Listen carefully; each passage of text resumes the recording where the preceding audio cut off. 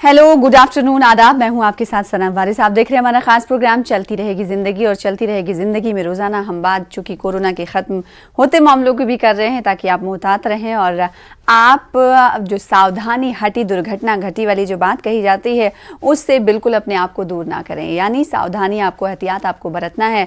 और इसी के साथ जैसा कि जिंदगी पटरी पर लौटती हुई दिखाई दे रही तो तमाम शुबे खुल रहे हैं, चाहे वो स्कूल हो या तिजारत का सेक्टर हो, माशी बहरान हो, वो कहीं ना कहीं दूर होने की तरफ गामजन है। तो ऐसे में सवाल ये उठता है कि हमें अभी क्या एहतियात बरतने की ज़रूरत है या नहीं। लेकिन मौजूदा ये कई सवाल हैं जो अपने डॉक्टर साहब से हम करेंगे, जिन्हें हम प्रोग्राम का हिस्सा बनाते हैं रोज़ाना।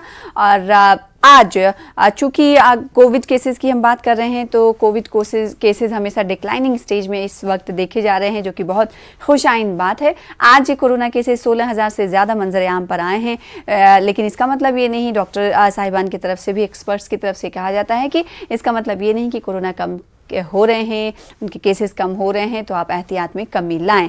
इसके अलावा जैसा कि कुछ देर पहले मैंने कहा कि ज़िंदगी के हर शोबे में अब तरक्की के मनाजिल लोगों की तरफ से तय किए जाने लगे हैं। एक बार फिर से तमाम शोबे खुल गए हैं, दरवाजे खुल चुके हैं, स्कूलों के हों या फिर किसी भी सेक्टर से वो ताल्लुक़ रखते हो। इस वक्त जो टीवी स्क्रीन आप विजुअल्स में टीवी स्क्रीन पर जो विजुअल देख रहे हैं, तस्वीरें देख रहे हैं, उसमें आपको कराटे चैंपियन दिखाई दे रही हैं। इन चैंपियन को दिखाने का मकसद इसलिए है क्योंकि आज हम इन्हें अपने प्रोग्राम चलती रहेगी ज़िंदगी का हिस्सा बना रहे हैं। आपसे कुछ देर बाद आप उनसे मिल पाएंगे और उनसे सवाल भी कर पाएंगे। अब नाम इनका बता देते हैं। इनका नाम है सैयदा फलक, इंटरनेशनल कराटे चैंपियन है, जिन्हें आप इस वक्त टीवी स्क्रीन के विजुअल्स में देख पा रहे हैं। तो आज ये हमारे प्रोग्राम का हिस्सा होंगी। इनके बारे में कहा जाता है कि बहुत ही छोटी उम्र से इन्होंने कराटे सीखना शुरू कर दिया था और अभी 20 से ज़्यादा मेडल्स हो सकता है अब, और इसमें नंबर्स जुड़ गए होंगे।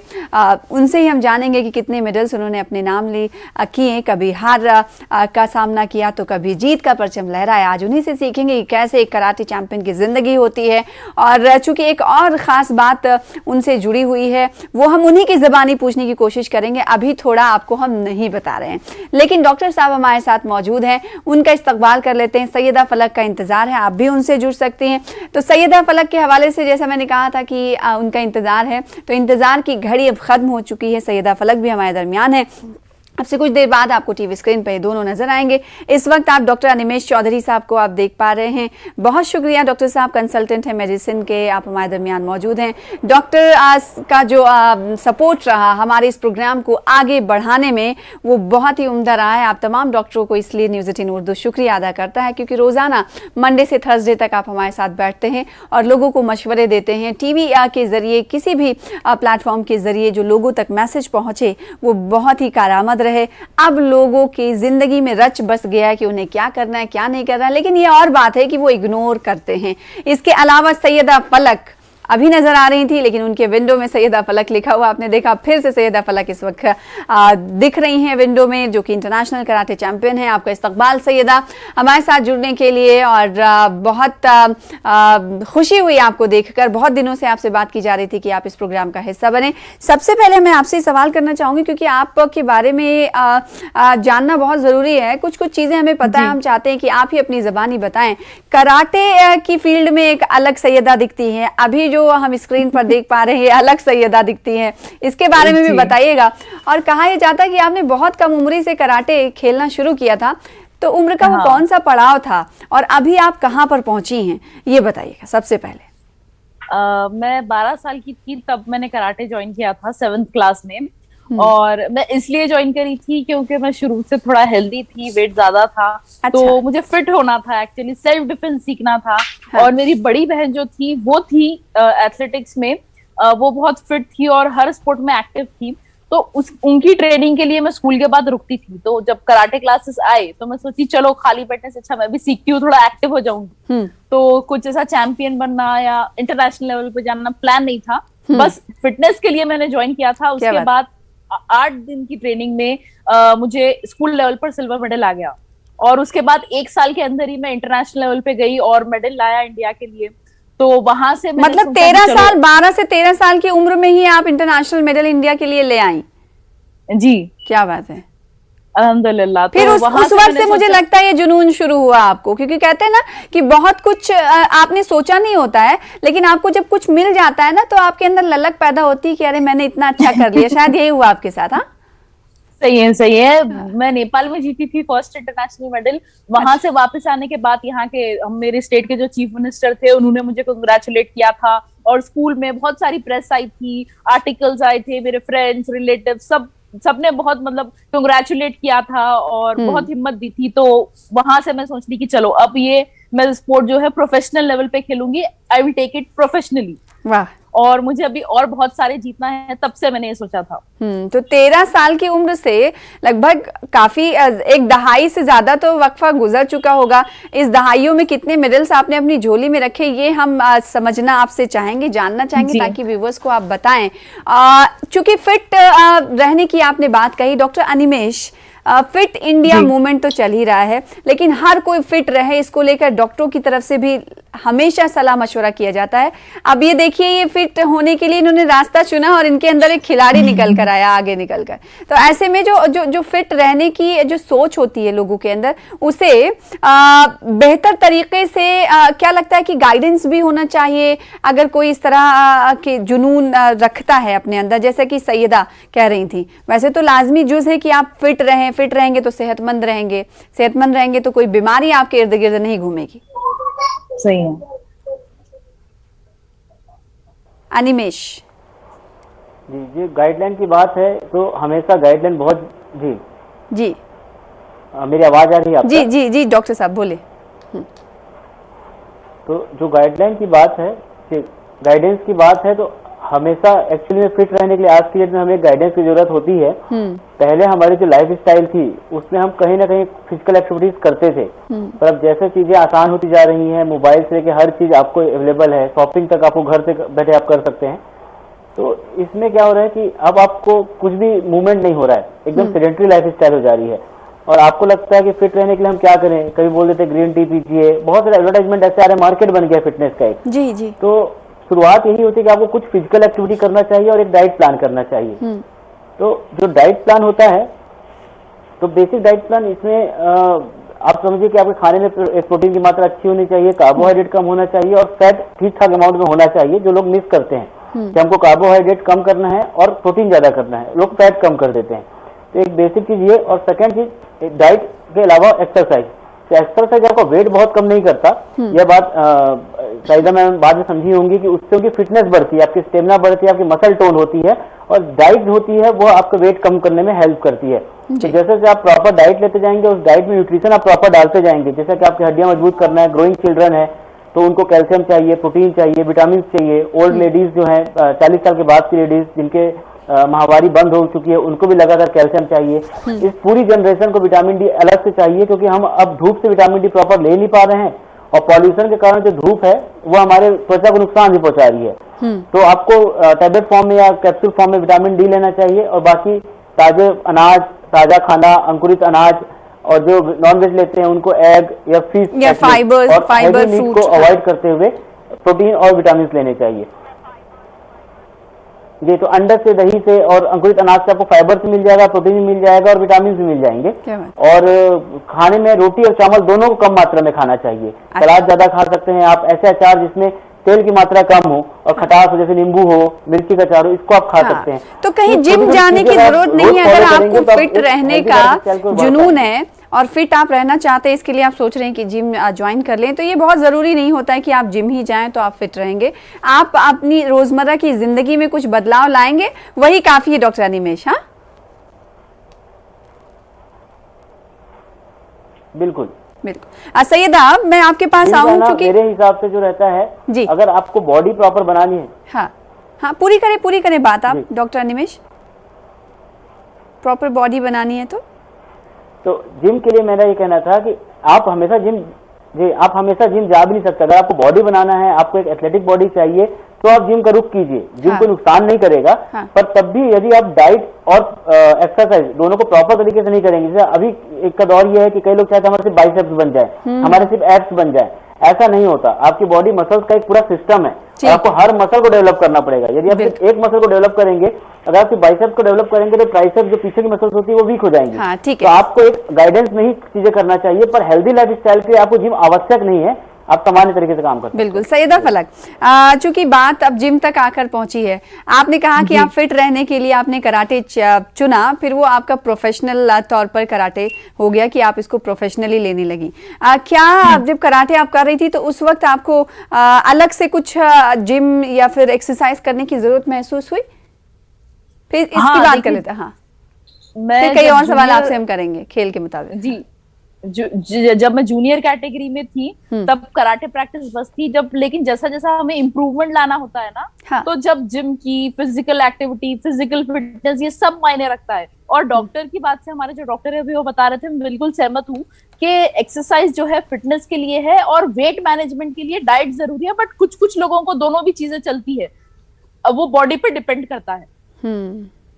अच्छा, अब ये बताइए कि आपने एक दशक तो हो ही गया होगा आपको कराटे फील्ड में खेलते हुए, या फिर इससे ज्यादा भी हो गया। मैं उम्र आपसे नहीं पूछ रही क्योंकि 12 से 13 साल की उम्र से आपने कहा कि खेलना शुरू कर। लड़कियों से पूछना बड़ा वो बच बच के पूछते हैं लोग, तो मैं भी ये वो वाला बच बच के जो चलने वाला है, मैं आपके साथ भी इसको रख रही हूँ। जी सैयदा, मैं ये पूछ रही हूँ कि तब से लेकर अब तक कितनी मेडल्स आपकी झोली में आ चुके हैं?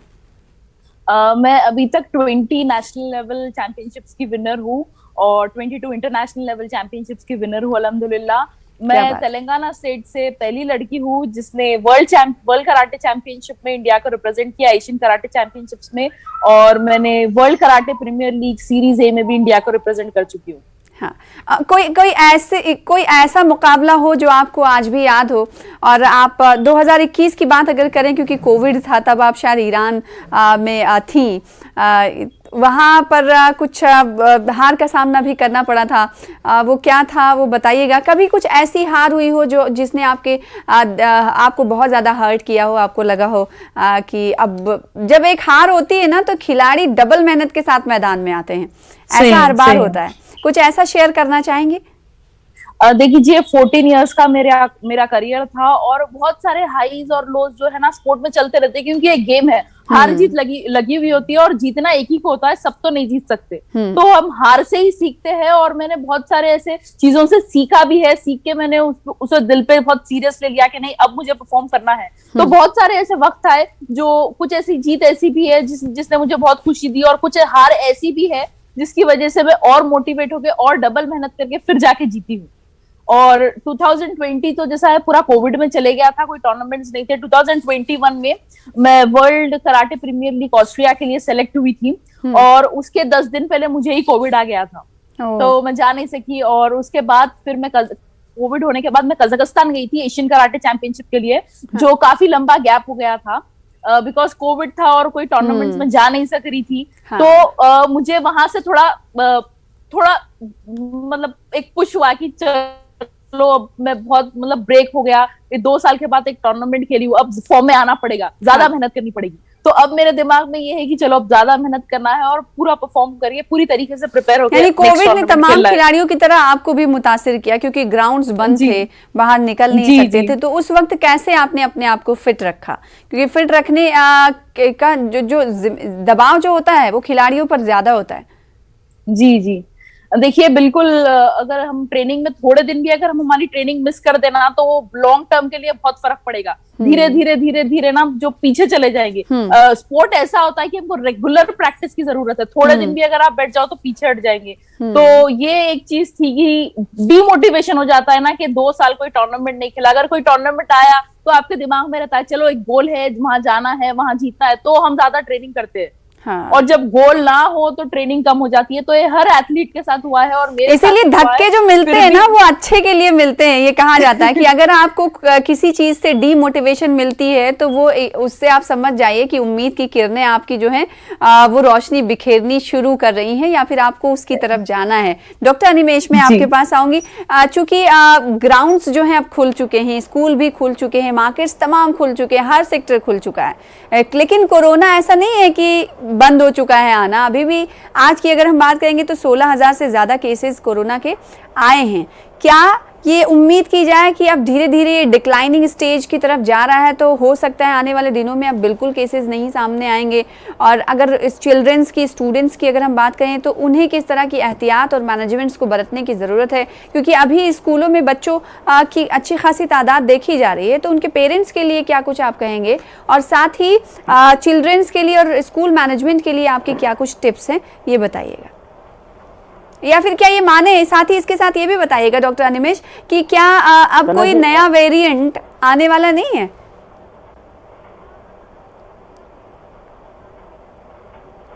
सना जी, पहला क्वेश्चन और आखिरी क्वेश्चन का आंसर एक साथ देता हूँ। कोविड तो कभी नहीं जाने वाला है। कोविड एक ऐसी बीमारी है जो एक बार आ गई है तो लंबे समय तक रहेगी। हमें साथ जीना सीखना पड़ेगा। हाँ, कभी ऐसा कोई वेरिएंट आता है जो बहुत खतरनाक होगा या जो बहुत दिक्कत करेगा, तो वापस से हमें हो सकता है लॉकडाउन जैसे मेजर अपनाने पड़े, पर ये किसी भी बीमारी के साथ हो सकता है। अभी तो हम यह कर सकते हैं कि हम अपनी इम्यूनिटी बढ़ा सकते हैं। मैं यह बात नहीं बोलूंगा कि मास्क पहनिए, सोशल डिस्टेंसिंग कीजिए, ये आप हमेशा नहीं कर सकते। खासकर स्कूल में आप बच्चों के सब नहीं करवा सकते लंबे समय तक। प्रैक्टिकली हम बात करें तो थ्योरेटिकली करना चाहिए, प्रैक्टिकली आप नहीं कर सकते। प्रैक्टिकली आप क्या कर सकते हैं कि आप इन बच्चों की इम्यूनिटी स्ट्रांग कर सकते हैं। आप एक सेहतमंद जीवन शैली के लिए बीमार होने का या बीमारी के आने का वेट मत कीजिए। जैसे कि साहिदा जी ने किया कि वेट कर रही हूँ, टाइम खराब हो रहा है, उससे अच्छा मैं कराटे ज्वाइन कर लेती हूँ, और उस छोटे से फैसले ने उनकी जीवन बदल दिया। तो सेम वैसे अपने बच्चों का बहुत छोटी छोटी बातें जो हमने इससे पहले डिस्कस किया कि खान पान में छोटी छोटी चीजें, आप खान पान में सिर्फ अंकुरित अनाज, एग, फीस, ऐसी कोई चीजें जो हेल्दी होती है, सुपाच्य होती है, उसको खिलाना स्टार्ट कीजिए। रोज सुबह शाम स्वयं घूमिए और अपने बच्चों को घूमने की आदत डालिए। इसके अलावा जो बेसिक एक्सरसाइज होती है कराटे में, अगर आप पूछेंगे साहिदा जी से, तो शुरुआत में आपका एक वो होता है कि बॉडी वार्म अप होता है, और बॉडी वार्म अप आपके सभी अंगों को खोलता है, और उसके बाद फिर आप धीरे धीरे जब नेक्स्ट लेवल पे जाते हैं तो वो जिम में गए अपनी बॉडी स्ट्रांग करने के लिए। ये बहुत बेसिक चीज होता है। पीटी पीरियड पे, फिजिकल ट्रेनिंग पीरियड पे हर स्कूल में अपने बच्चों को एक क्लास बहुत इंपॉर्टेंट रखना चाहिए कि फिजिकल एक्टिविटीज के लिए। और फिजिकल एक्टिविटीज में आप बताइए कि हर मसल्स को कैसे इंप्रूव करना है, हर मसल्स को कैसे मजबूत बनाना है। तो यह सब चीजें माता पिता को, स्कूलों को ध्यान देना चाहिए। एक मजबूत बच्चा किसी भी बीमारी से बच के रहेगा, सिर्फ कोविड क्यों, हमको हर बीमारी से इम्यूनिटी आपकी बूस्ट है तो हर बीमारी के लिए समझ लीजिए आप उससे बचने का तरीका आपके पास खुद है और आपके अंदर मुज़मिर है। सैयदा फलक, रोजाना आप कितना प्रैक्टिस करती हैं? क्योंकि आपने कहा कि जाहिर सी बात है कि अगर कोई प्रैक्टिस आप नहीं छोड़ देता है तो बहुत मतलब शुरुआत से उसको शुरू करने की ज़रूरत होती है। और इस वक्त जो हम ऑरा देख पा रहे हैं और विजुअल्स में जो नाज़रीन को हमने ऑरा दिखाया आपका, आप अभी हिजाब लगा कर बैठी हुई हैं और जब फील्ड में जाती हैं तो बगैर हिजाब के होती हैं। और अभी हिजाब का मसला इसलिए मैं बोल रही हूँ क्योंकि आपको और हम सबको पता है कि हिजाब पर बड़ा तनाज़ा शुरू हो चुका है, हंगामा शुरू हो चुका है। आपके लिए हिजाब और साथ ही प्रैक्टिस के साथ ये हिजाब आप उतारती हैं, किस तरह बैलेंस करती हैं चीज़ों को, आप ये बताइएगा। क्या कभी कुछ फेस करना पड़ा आपको? जी, मैं ये बता दूं कि पहले मैं हिजाब नहीं करती थी, पर 2 साल से मैं सर पे दुपट्टा पहनती हूँ। अब अल्लाह ने मुझे हिदायत दिया, अब मैं हिजाब कर रही हूँ और मेरा ये इरादा है कि इंशाल्लाह मैं अब हिजाब कभी नहीं उतारूंगी और आगे जब मेरे टूर्नामेंट्स होने वाले हैं उसमें भी मैं हिजाब पहन के ही जाऊंगी और मुझे उसमें कोई प्रॉब्लम नहीं होगी, क्योंकि हमारे स्पोर्ट में जो है कराटे वैसे भी फुल ड्रेस है और हिजाब भी अलाउड है। तो जो दूसरे कंट्री से मुस्लिम लड़की आती है वो भी हिजाब पहन के लड़ती है, तो इंशाल्लाह मैं भी आगे के टूर्नामेंट्स में हिजाब पहन के ही लड़ूंगी। जी, बहुत शुक्रिया सैयदा, हमारे साथ जुड़ने के लिए, वक्त देने के लिए। डॉक्टर अनिमेष साहब बहुत शुक्रिया मशवरे देने के लिए आवाम को और न्यूज़ 18 उर्दू को वक्त देने के लिए। आप दोनों का बहुत बहुत शुक्रिया। फिलहाल इसी के साथ मुझे दीजिए इजाज़त। चलती रहेगी ज़िंदगी। आदाब।